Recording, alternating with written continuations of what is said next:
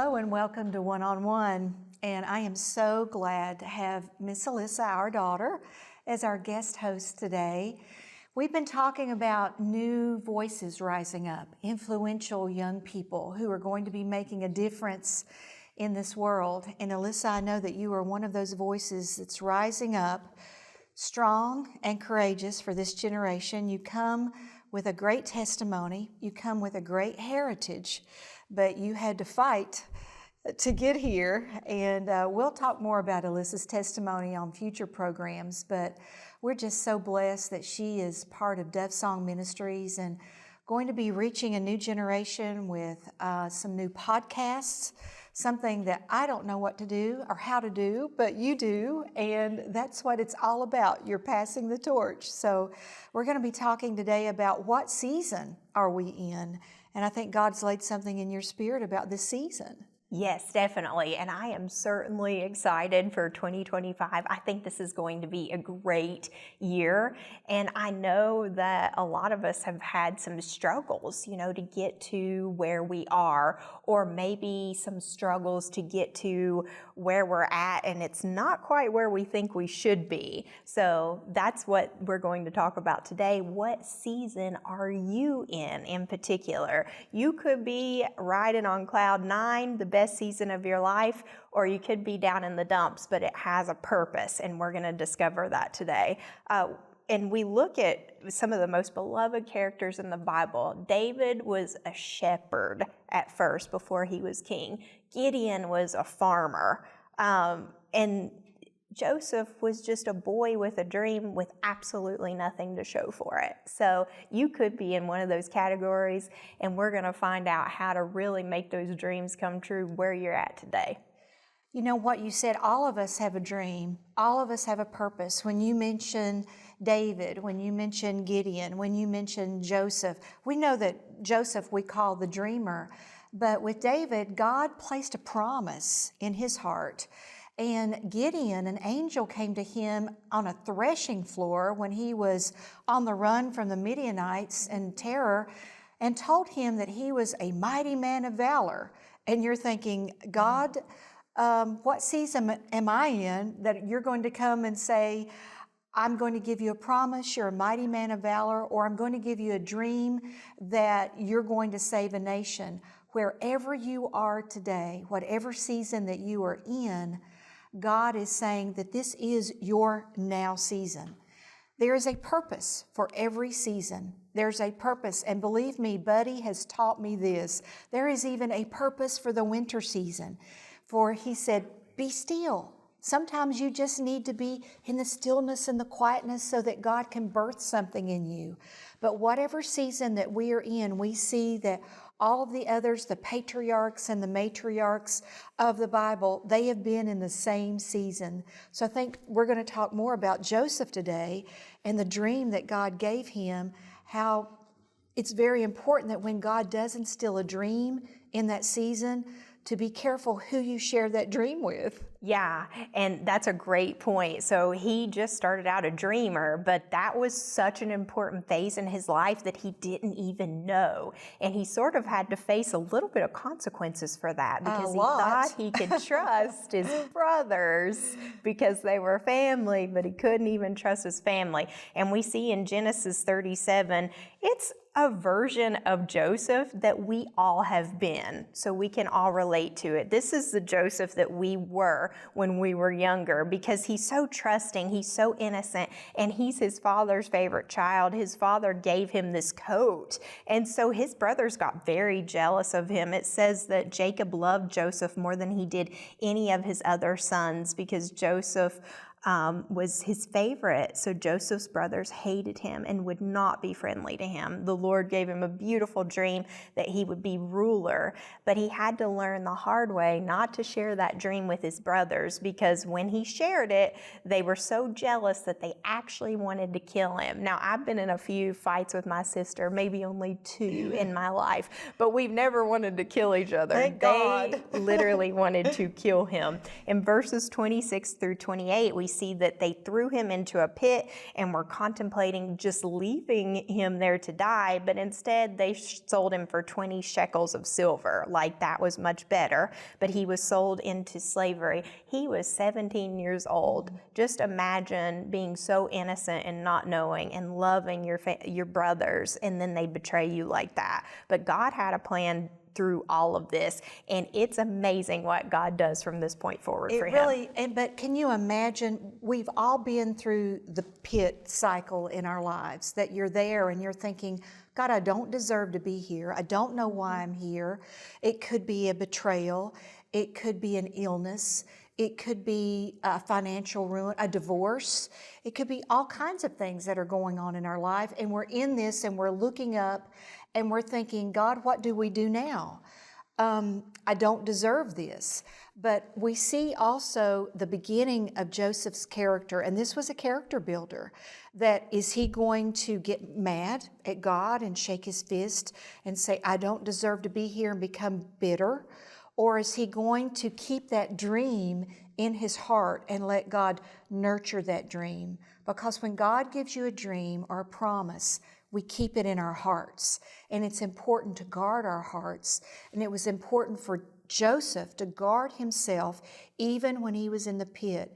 Elissa, can you imagine the despair that we've all been in there, in that place that we look up from the pit experience and we say, God, where are you? We've all been there, but there's a purpose for the pit, and that pit led him on to the next phase of his journey. Yeah, and guess where that next phase in the journey was, and it was a very important one. It was, he was in Potiphar's house, so he sold him to somebody who was captain of the palace guard. So really, Potiphar was very impressed with Joseph. We see in verse 39 that Joseph was a very handsome young man. Potiphar really liked him. He was so impressed with him. He was very impressed with Joseph's work ethic, and he made him head of the household. And he was so very close to him, and they had a wonderful working relationship, and he was enslaved to him, but God still gave him favor through this. But he was so handsome. It says in verse 39 too, the Lord was with him in everything that he did, but he was so handsome that Potiphar's wife wanted to get with him, and it was just such a betrayal, and she came at him, wrongfully accused him, so he was in some trouble, and he got sent to prison for it.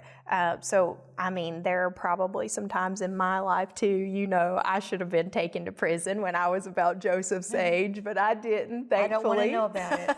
Maybe I don't know about it. But what I love about this story is when Joseph was sent to prison, he had favor in the prison. So what I want you to get from this is, you may feel like you're literally in a prison now. You could be unemployed. You could be in a job that you detest. You could be somewhere that you absolutely loathe. You could be in the hardest place in your life and feeling like you're entrapped in a prison. But he literally got promoted in this prison. That's what God's favor does. Yes. And I want to revisit, when we went back to Potiphar's house, we see all of these character building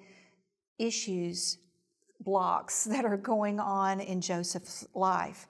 He was faced with a great temptation. He could have given in to that temptation and nobody would have known. But God was building his character, and he said, I can't do this against my God, and I can't do this against Potiphar. And when she went to her husband and she falsely accused him, Joseph could have said no, and gotten angry. But Potiphar, I think, knew in his heart, because Joseph had favor. That's why he didn't put him to death, as he could have rightfully done. He just said, I'm just going to put you in prison. But we see from the pit to Potiphar's house, now even to the prison, that there's some real character building going on. But we don't see one time that Joseph has gotten bitter, that he's gotten angry. He still has faith in his God. He still has that dream in his heart. He's still holding on to that because now, Elissa, I would say that years have passed. He's no longer that 17-year-old. Years have gone by, and now he's thinking, God, is that dream really going to come to pass in my life that you gave me? I've been through all of this, and now I'm in prison. We've all felt that way. Now we're in a prison experience. Well, it's interesting that you say that about the dream, because that was really, we all have giftings, and each and every person, we each have a gift that's given to us from God. And it may be something that we haven't discovered yet or something we know that we're good at, but God's gifted you with that for a time and a season and a purpose and a reason to help the people in your life right now and in the future. And one of Joseph's first giftings was that beautiful dream that he had. And I think his dad even laughed at him. He's like, okay, son, I'm going to bow down to you. Really? Is this the dream? But Joseph had a gift with the dreams. And when he was in prison, guess what he started doing again? He started dreaming. And yes. When he had a dream, so he he got promoted in the prison. So if you're in a prison right now, guess what? You can get promoted. So he was in favor with the guard, and the guard absolutely loved him, and he put him over things in the prison. So you may actually be managing a group of people that are like cell inmates, and you're managing them in your office, and you're like, I am in a jail cell right now, but you have favor, and that is character building. So do not take that for granted. We see this dream that he has. So he has a dream about two people he's met there, the cupbearer and the baker. And in chapter 40, we see that he's had a dream about them. And the dream, you can read over that verse yourself. One of them makes it back, and they've gone out of favor with Pharaoh, and one of them goes back to the palace, and the other one does not. His life is ended. And so that's really what the dream is saying here. And so once he interpreted it, he says the dreams, he says he interpreted the dreams, but he says, hey man, to the people that he interpreted, will you please remember me? If you say this to Pharaoh, will you just let him know, like, hey, you got an interpreter here in the prison. I can tell you what's up. But guess what he did? He forgot. So one died, the one was moved back into position. He forgot about Joseph, and he did not say anything until 2 years later. Now that's discouraging. He goes, hey, by the way. Yeah, how discouraging. Yes. How many times have we been there, Alyssa? It's like, Yeah. God, I'm ready. Remember me. I'm ready to go on into my destiny. I'm ready to be placed I'm ready for this ministry. I'm ready for this promotion. And you're like, hey, God, you just forgot about me, or somebody else was promoted over you, and you're like, this isn't really fair. Mm-hmm. So you're still in that waiting point. What is that? Still character building. God is making us and molding us into the people who He's called us to be. He was also making and molding Joseph. What? To become a great leader. You do not become a great leader unless you are molded and shaped, and God sees your heart. He massages your heart. You have to go through everything that Joseph has gone through. And you're thinking, God, what season are you in right now? You're saying, oh no, I'm still in the pit. Well, there's good things coming, but there are steps for you to get to the palace. So I can only imagine that Joseph is now so discouraged in prison, thinking, God, are you just going to leave me here? How many times, Alyssa, do we think, God, are you just going to leave me here? Do you not know what's on the inside of me? I'm a dreamer. I've got these gifts. I've got these talents. I'm ready to do something big for you. And God's like, well, just wait. I'm still building you. I'm still giving you that character. Don't feel like you're betrayed. He could have gotten so upset at any moment during the pit, the Potiphar's house, even in the prison. He could have just blown it, and he could have just blown his destiny. But he kept his cool, he kept his resolve, he kept his dream.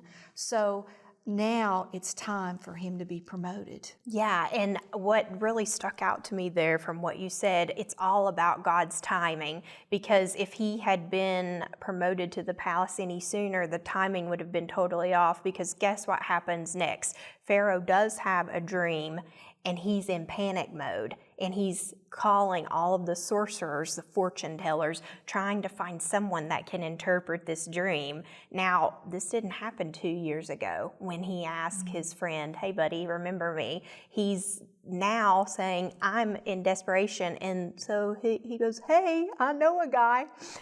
He can interpret your dream. So it was perfect timing. He brought Joseph up. He said, bring this young man up. I want him to interpret the dream. And it says here in verse 17, then Pharaoh said to Joseph, in my dream, I was standing on the bank of the Nile when out of the river there came up 7 cows, fat and sleek, and they grazed among the reeds. After them, 7 other cows came up, scrawny and very ugly and lean. I had never seen such ugly cows in all the land of Egypt. That's kind of funny. Then lean, ugly cows ate up the 7 fat cows that came first. But even after they ate them, no one could tell that they had done so. They looked just as ugly as before. Then I woke up. And he also has a dream here in 22 about 7 heads of grain. And so when Joseph hears these in verses 41 through 56, he interprets this to Pharaoh as 7 years of prosperity and 7 years of famine. And he's so impressed with this because no one has been able to interpret anything. They've said, we have no idea. He actually gets promoted. So he is now promoted. He goes from prison right here to major promotion in the palace. And Joseph, what it really impressed me is how he handled this time of promotion. He didn't go off and have a party and like, hey, we got 7 years of prosperity, guys. Let's just have a good time. He used that time, and that was character building. Like you said, the leadership skills, leadership building, character building. He used that time to do what? To store up the grain. Because he was second in command to Pharaoh. Now, this is just what God does. You're just a little boy with a coat of many colors who gets thrown into a pit, gets sold into slavery. Then you go into Potiphar's house. You're a slave. Then you get falsely accused. Then you go into prison. And now you're second in command under Pharaoh? Is that just not what God does? In God's perfect timing, there was a plan. The plan was for him to wisely store up grain from all of the subsidiaries of Egypt, put them in the silos. All of this grain was to be there for 7 years. They stored it up, wisdom. The wisdom that he had gained. God had given this dreamer wisdom. He had given this dreamer now the position to do what he needed to do because there was a plan. Because after the 7 years, then we know that there are 7 years of famine. And it gets so bad that it even hits the land of Canaan, where his father and his brothers are, and they have no food. And so now Jacob, it's like, you've got to go to Egypt. I hear there's grain there. You've got to get some grain because we're going to starve. And Alyssa, I'm going to let you pick it up from there because this was all of God's plan. Now the dream that Joseph had in the very beginning is getting ready to come to fruition. The dream that it said that his brothers would be bowing down to him, that they laughed at him.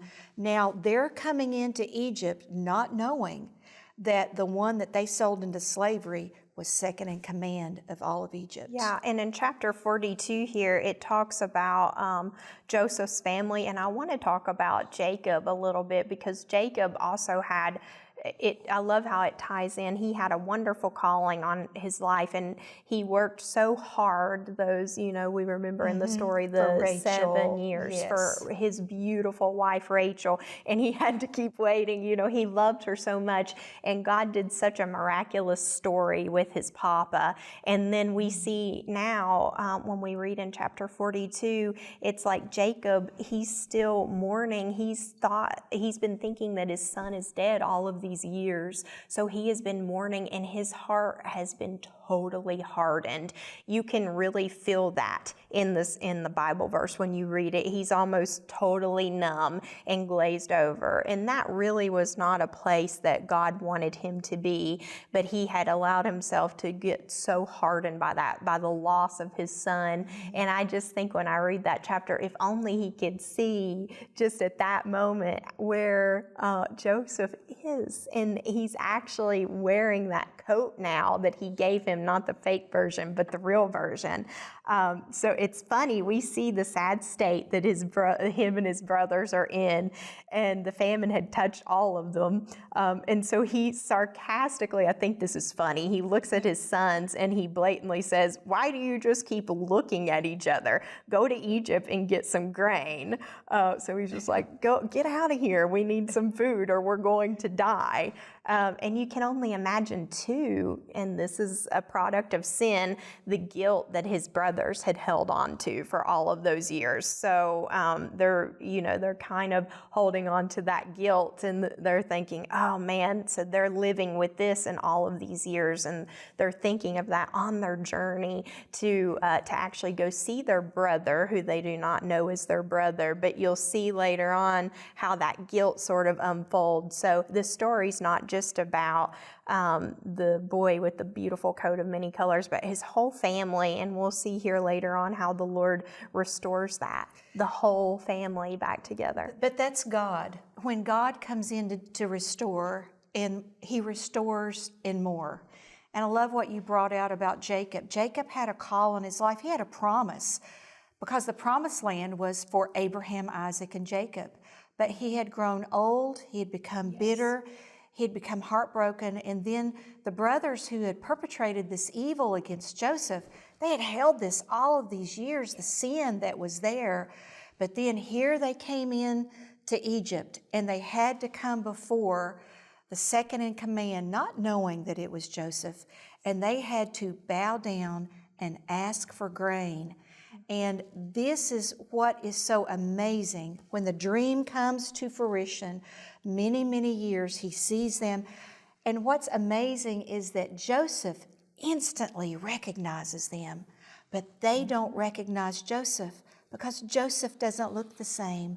Joseph is an Egyptian. He's got the Egyptian hairstyle. He's got the Egyptian robe. He's got the Egyptian ring. They bow down. They kiss his ring. And he's like, "Where have you come from?" And they give him all of the story. And Joseph knows that these are the brothers who have betrayed him. And it grieves his heart, but also knowing that they have come to him, that God has had a purpose for everything in his life. The pit, Potiphar's house, the prison, and now the palace. That he is there not only just to save a nation, but to save the family who he's loved. Yes, the family betrayed him. Yes, the family lied on him and wanted to kill him, but that's still his family, and he loves him. And Alyssa, we see that the prominent verse here is that Joseph says, what the enemy meant for good, God has turned this for evil. What you've meant for evil, God has turned for good, to not only save you, but to save a nation. Yes, exactly. And I love how the story ends here, tying in at the end of between chapter 42 and 43. So, like I said, his father is so hardened, and he's got a little bit of PTSD, like I think all of us have. He didn't want the youngest brother to go. So the first time the brothers went to go ask for grain, he wasn't with him. So I think Joseph, it reads that he was a little concerned. And so Joseph almost starts this cat and mouse game with the brothers. And he's like, "Well, I need to find out if he's still alive." So it says in chapter 43 that he continues, and he goes back and he says, "Come back, and you need to bring your brother." So can you just imagine the sheer emotion? So he's going back and forth with them, and then it even says that Joseph has to go and cry for a minute because he knows that this is his family, but he's trying to maintain composure, maintain his professionalism, and he comes back, and then he just can't take it anymore, and he says, "Oh, these are my brothers," and they're scared. They think he could kill us, but he absolutely comes to them with such love and open arms. And I think that the beauty of this story is, we can just fall into this trap of losing faith and complaining and like, where am I at right now? God, I feel like I'm in the pits. I hate this job that I'm at. I hate having to take care of all these things that I'm doing right now. But those places are training ground for us. And Joseph handled each of them with absolute professionality, and he grew through each chapter in his life. So we really take from this near the end, the whole family is restored, and just the beauty of everything. And it's just such a gorgeous thing to see how Joseph forgives his brothers too. It does, and that's part of his character. Yes. That's what he had to go through, and the love. And it shows us how God loves us. No matter what we have done and what we've been through and how we've betrayed him, God still comes to us with open arms to say, you don't have to live in famine. I've got plenty. I'm here to restore you. This is such a beautiful story of restoration that we see, and we see it in the Old Testament, but it's for our lives today, Alyssa. This is restoration for us, for our families, for our children, for our nation. And God is saying, come, I've got this. I'm going to take care of you. I love you. And what you meant for evil, God has turned this around for good. And we see that this is happening. This is the promise. This is the season that we are in right now. We are in a season of restoration, and I'm so glad that you brought this beautiful story of Joseph, one of my favorite stories, and I'm sure yours as well, that we are reminded that God is a God of restoration, and he will carry us through the pit, all the way through the palace. We just love and trust him. Well, we count it a great honor to come into your homes each and every week. Until we see you again this time next week, remember, God is always faithful.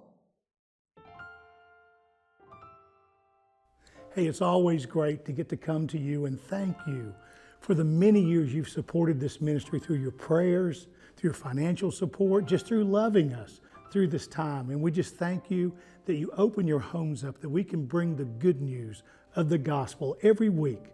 And we just count it an honor to do that. We are truly humbled to receive your praise reports of salvation and healing, and we are so excited to usher in this great end-day harvest with you, great harvest of souls. Just know the very best is yet to come. We hope this program has enlightened and enriched your life. This ministry is made possible by the grace of God and your generous financial support. If you would like to partner with our ministry to spread the good news of the gospel of Jesus Christ, write, call, or visit our website at www.buddyandveronica.com. We look forward to visiting with you again soon. Until then, remember, God is always faithful.